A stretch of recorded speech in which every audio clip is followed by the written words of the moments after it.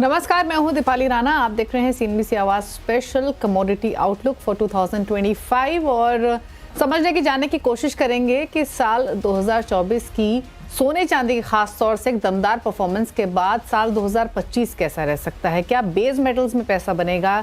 सोने चांदी की जो तेजी थी क्या वो जारी रहती हुई दिखाई देगी? एग्री बाजार में कहां पर एक्साइटिंग मोमेंटम देखने को मिल सकता है? इन सब पर्सपेक्टिव पर हम चर्चा करेंगे और एक आउटलुक लेने की कोशिश करेंगे साल 2025 के लिए कि कमोडिटीज की चाल कैसी रह सकती है, कौन से वो ट्रिगर्स और फैक्टर्स रहेंगे जो कि कमोडिटी बाजार को यहां से आगे ड्राइव करेंगे। और इस चर्चा में हमारी मदद करेंगे जेएम फाइनेंशियल सर्विसेज के वाइस प्रेसिडेंट प्रणव मिर, chartandtrade.com के फाउंडर विकास बगरिया और साथ ही हम आगे एग्री कमोडिटीज पर भी बातचीत करेंगे जिसे प्रतिफिनमार्ट के डायरेक्टर मनोज कुमार जैन और एलएनपी एडवाइजरी सर्विसेज के रिसर्च एनालिस्ट भूपेश शर्मा भी हमारे साथ मौजूद हैं। आप सभी का स्वागत है इस शो में। और सबसे पहले तो इनफैक्ट आपको क्रिसमस की ढेर सारी शुभकामनाएं और आने वाले न्यू ईयर्स की भी बहुत सारी शुभकामनाएं हमारे सभी व्यूअर्स को भी और हमारे तमाम पैनलिस्ट को भी। लेकिन सबसे पहले अगर हम सोने की बात करें तो क्या साल रहा है सोने के लिए? और इस साल 27% के रिटर्न इस साल की शुरुआत से लेकर अब तक सोने में आते हुए दिखाई दिए हैं। नए रिकॉर्ड हाईज हमने बनते हुए देखे हैं। कई सारे फैक्टर्स रहे हैं जिसने इस तेजी को सपोर्ट किया है, लेकिन इंपॉर्टेंट ये है कि क्या साल 2025 में इसी तरीके के रिटर्न आते हुए दिखाई देंगे?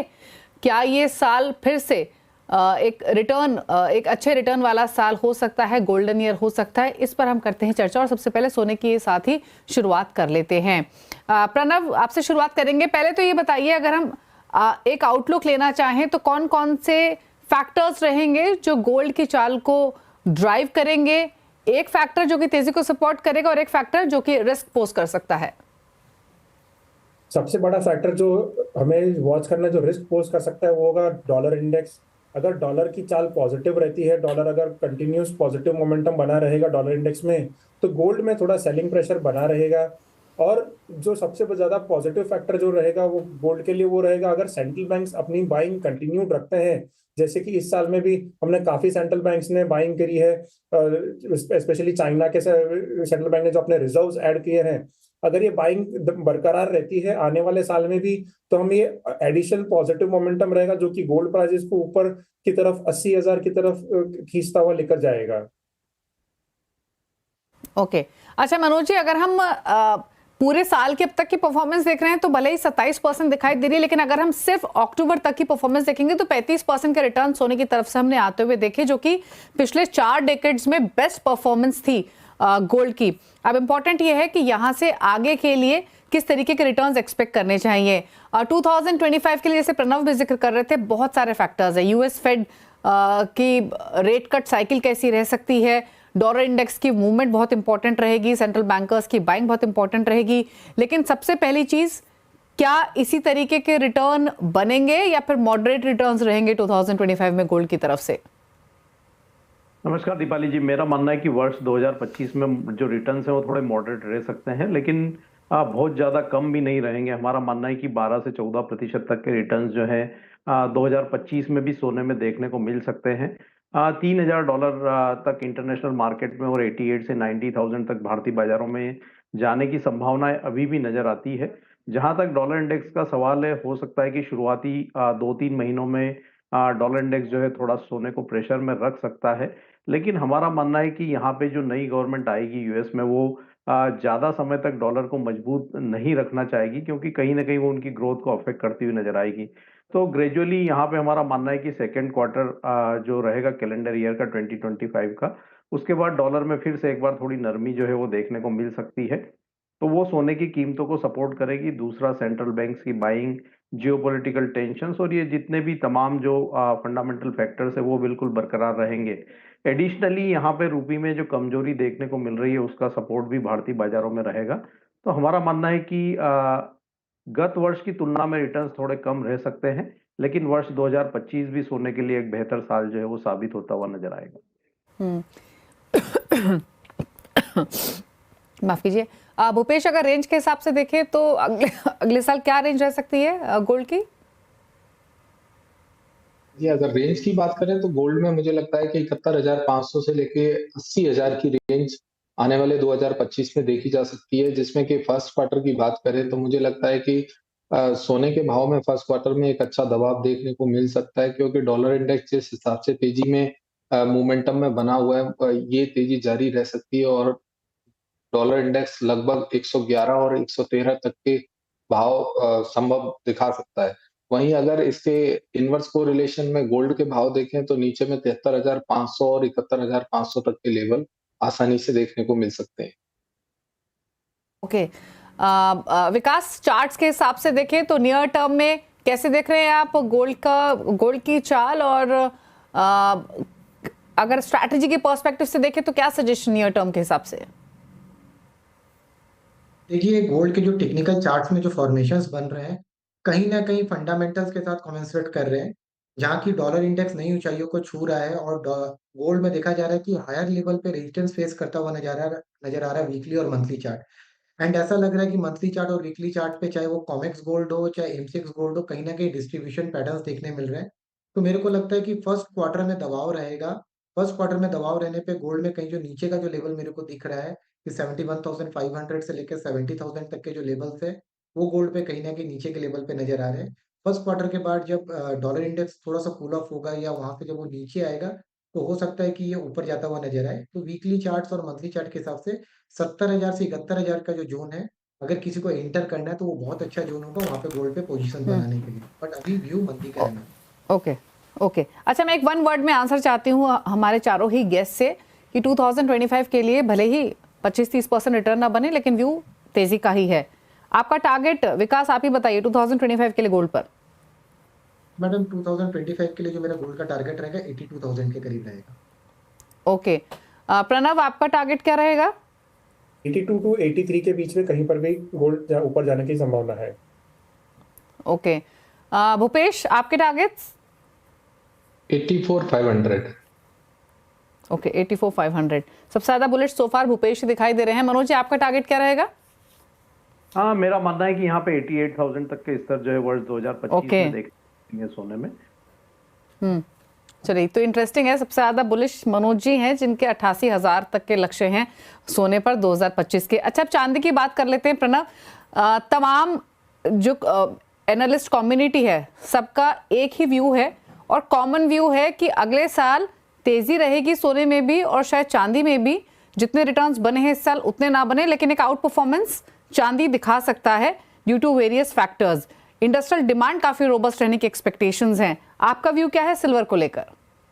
सिल्वर को सबसे बड़ा सपोर्ट जो मिलेगा वो गोल्ड के अलावा बेस मेटल से मिलेगा। अगर चाइना का स्टिमुलस आता है और वो अगर उससे चाइनीज इकोनॉमी में रिवाइवल आता है तो ये बहुत ही पॉजिटिव होगा बेस मेटल्स के लिए। और बेस मेटल्स में अगर रैली चली तो ये सिल्वर को भी खींच लाएगा, जो कि सिल्वर की गोल्ड को आउट परफॉर्म कर सकता है।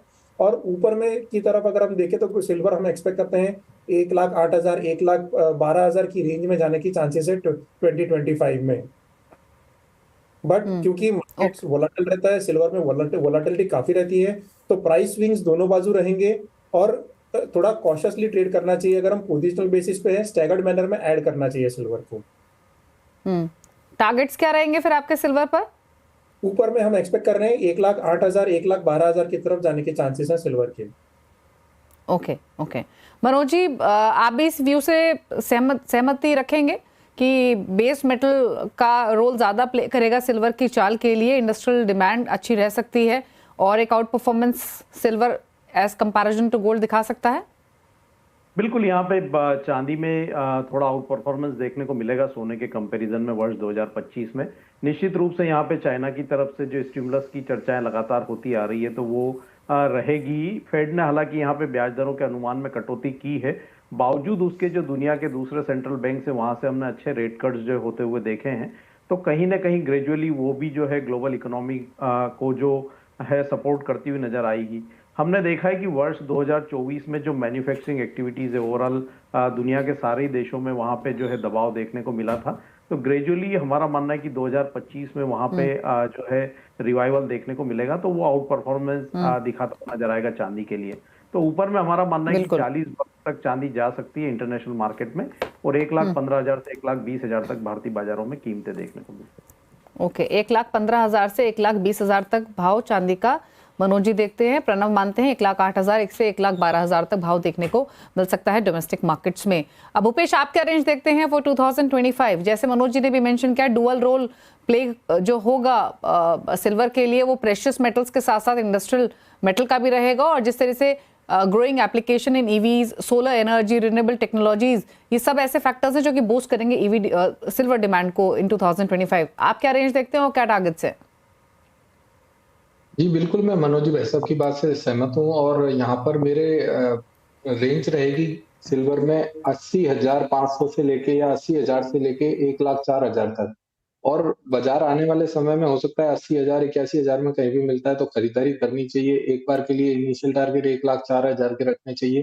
बाजार 1,04,000 क्रॉस करने पर मुझे लगता है कि बाजार में 1,22,000 1,27,000 तक के लक्ष्य इस साल में देखे जा सकते हैं। से 1,22,000 से 1,27,000 तक के लेवल्स देखने को मिल सकते हैं। संक्षेप में विकास, आपके टारगेट्स क्या रहेंगे सिल्वर पर फॉर 2025? कि सिल्वर में मेरे को लगता है कि नीचे में 80,000 का रेंज रहेगा, ऊपर से काफी डीप हो चुका है तो करेक्शन पे बाई करने का रहेगा, और हायर एंड पे टारगेट जो रहेंगे 1,08,000 से 1,12,000 के करीब रहेंगे। ओके, चलिए, तो ऑन एन एवरेज व्यू तेजी का ही है और ऊपर की तरफ 1,12,000 से 1,27,000 तक के लक्ष्य हमें हमारे सभी गेस्ट से मिले हैं। क्विकली रुक रहे हैं इसके साथ एक ब्रेक के लिए। ब्रेक के उस पर बात करेंगे एनर्जी सेक्टर के साथ ही साथ बेस मेटल्स की। क्या एनर्जी सेक्टर के लिए अगला साल भी वॉलेटाइल ईयर रहेगा या अपॉर्चुनिटीज मिलेंगी? इस पर करेंगे चर्चा एक छोटे से ब्रेक के बाद। 2025 हम फोकस कर रहे हैं नॉन एग्री कमोडिटीज पर और हमारे साथ प्रणव मेर, मनोज कुमार जैन, भूपेश शर्मा और विकास बगरिया बने हुए हैं। अब हम बात करेंगे बेस मेटल्स की। बेस मेटल्स के लिए अगला साल कैसा रह सकता है उस पर भी चर्चा करेंगे और साथ ही एनर्जी पॉकेट पर भी बातचीत करेंगे, क्योंकि एनर्जी से अगर हम शुरुआत करें तो ये साल काफ़ी वॉलेटाइल ईयर रहा है पूरी ही एनर्जी बास्केट के लिए। 2025 के लिए प्रणव, क्रूड ऑयल हो या नेचुरल गैस हो, क्या एक्सपेक्टेशंस हैं आपकी कि अगला साल भी वॉलेटाइल रहने की ही एक्सपेक्टेशंस हैं, कंसीडरिंग जिस तरीके के सप्लाई डिमांड डायनामिक्स बने हुए हैं और जिस तरीके का जियोपॉलिटिकल टेंशन अभी भी परसिस्ट करती हैं? डेफिनेटली जो क्रूड के लिए अगर हम स्पेशली देखें तो जिस हिसाब से जो मार्केट में डेवलपमेंट्स हो रहे हैं, एक फिलहाल तो क्रूड ऐसा हो गया कि लास्ट 2 महीने से एक रेंज में ही चल रहा है, कहीं नहीं जा रहा है। अगर आप इंटरनेशनल प्राइसेस देखिए क्रूड में तो $66 की तरफ नीचे जाता है, WTI क्रूड ऊपर में 71.50 इसी रेंज में ट्रेड कर रहा है। इंडियन मार्केट्स में भी अगर आप देखो तो नीचे में 5,650, ऊपर में 6,100 के करीब, बस 2 महीने से इसी रेंज में टिका हुआ है। एक चीज है कि क्रूड में जो कुछ फंडामेंटल्स में स्ट्रॉन्ग फंडामेंटल्स नहीं है कि जो कि क्रूड को या तो ऊपर की तरफ ड्राइव कर जाए या तो एकदम से सेलिंग आ जाए, क्योंकि ओपेक के भी output cuts already in place है। डिस्पाइट दैट हम देख रहे हैं कि क्रूड प्राइसेस स्टेबल है।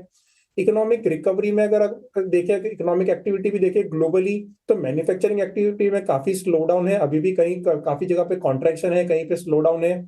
चाइना में भी इकोनॉमिक एक्टिविटी पिकअप नहीं हो रही है। अगर वहां से कुछ अगर पॉजिटिव न्यूज आती है तो शायद हमें क्रूड में थोड़ा ऊपर की तरफ का मोमेंटम मिल सकता है। और एक चीज है कि जो भी जियोपॉलिटिकल डेवलपमेंट्स हो रहे हैं, जैसे रशिया यूक्रेन है, जो भी मिडिल ईस्ट में हो रहा है, उससे सप्लाई पे कुछ इतना ज्यादा बड़ा इम्पैक्ट नहीं मिला है और इस वजह से हमने देखा है कि क्रूड कहीं नहीं जा रहा है। एक न्यूज आती है उसमें क्रूड अपने को हमें 3 से 4% की तेजी आ जाती है, फिर से प्राइसेस उसी रेंज में कंसोलिडेट करना स्टार्ट कर जाते हैं। तो आने वाले साल में अगर हम आउटलुक की बात करें तो क्रूड मार्केट स्टेबल रहेगा। हाँ, नीचे डाउन साइड लिमिटेड रहेगा, क्योंकि जैसे कि रशिया के सेलिंग प्राइस पे कैप है $60 का, तो वो $62 $64 का सपोर्ट बना रहेगा क्रूड में। ऊपर की तरफ अगर हम देखें तो क्रूड हमें $80 के ऊपर जाता हुआ नहीं दिख रहा है, एटलीस्ट नियर टर्म में। ओके, भूपेश, नेचुरल गैस पर आपकी राय क्या रहेगी? क्या जो अंडरटोन है नेचुरल गैस की फॉर 2025 क्या पॉजिटिव एक्सपेक्टेड है, कंसीडरिंग जिस तरीके के पोटेंशियल सप्लाई डिस्ट्रप्शंस की हम बात कर रहे हैं फ्रॉम जियोपॉलिटिकल रिस्क? कैसे देखते हैं आप? जी, नेचुरल गैस के बाजार को देखा जाए तो मुझे लगता है कि नेचुरल गैस 2025 के लिए सबसे बेस्ट कमोडिटी रहनी चाहिए और यहाँ पर जहाँ कहीं भी कोई गिरावट मिलती है तो 260 265 के आसपास वहाँ खरीदारी करनी चाहिए। 350 से लेके 450 तक के लक्ष्य आने वाले समय में देखे जा सकते हैं। मुझे लगता है कि 2025 की अगर कोई बेस्ट कमोडिटी रहेगी तो वो नेचुरल गैस रहेगी। ओके, तो 2025 की बेस्ट कमोडिटी नेचुरल गैस रह सकती है। अंडरटोन पॉजिटिव ही दिखाई दे रही है फॉर 2025। अच्छा, बात कर लेते हैं बेस मेटल्स की। तो मनोज जी, कैसे देखते हैं आप बेस मेटल्स 2025 में? एनर्जी ट्रांजिशन कैसा रहेगा, चाइना स्टिमुलस, साथ ही साथ यूएस टैरिफ, ये फैक्टर रहेंगे जो कि ड्राइव करेंगे, क्योंकि एक्सपेक्टेशंस यही है कि जो रिन्यूएबल एनर्जी डिमांड है, ईवी डिमांड है, बैटरी डिमांड है, ये तो आती हुई दिखाई देगी, लेकिन ट्रेडिशनल ड्राइवर्स जो हैं यानी जैसे कंस्ट्रक्शन सेक्टर हुआ, ये सबड्यूड ही रह सकता है। क्या मिक्स्ड रह सकता है ये पूरा पैक फॉर 2025? सिलेक्टिव होने की जरूरत है, नेगेटिव रहना चाहिए, लेकिन मेरा मानना है कि जो भी नेगेटिव था काफी कुछ वो 2024 में हो चुका है।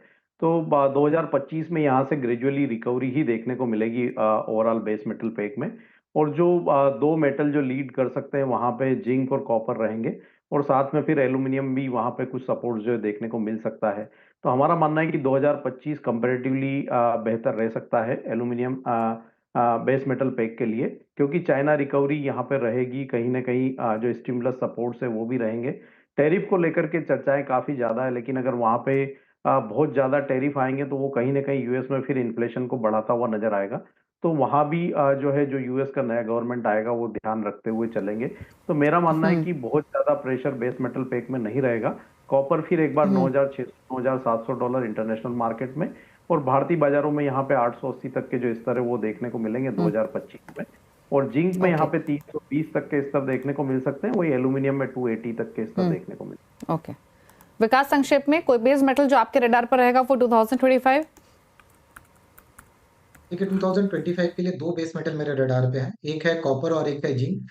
मेरे को लगता है कि कॉपर का डाउन साइड अब यहाँ से लिमिटेड है। 750 760 का जो जोन है वो स्ट्रॉन्ग सपोर्ट है टेक्निकल चार्ट्स पे। तो कोई भी डिप में कॉपर का जो रेंज रहेगा वो 750 760 रहेगा, और हायर एंड पे 900 तक का अपर रेंज रहेगा। तो बहुत ज्यादा वॉलेटाइल नहीं, इस रेंज पे कॉपर सस्टेन कर सकता है। और जिंक में जो मेरे को लगता है कि जिंक में थोड़ा सा भी कोई यहाँ से 4 से 5% का अगर करेक्शन आता है तो जिंक 265 270 का जो जोन इंपॉर्टेंट सपोर्ट के तौर पे उभरेगा, और ऊपर में 310 और 335 तक के लेवल्स जिंक में देखने मिल सकते हैं।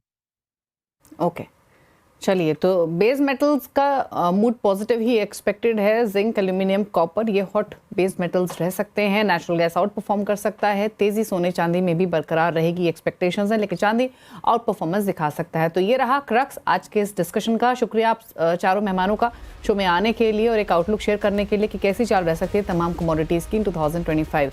इसी के साथ कमोडिटी आउटलुक में तो इतना ही। ब्रेक के उस पार भी खबरें जारी है CNBC आवाज़ पर। नमस्कार।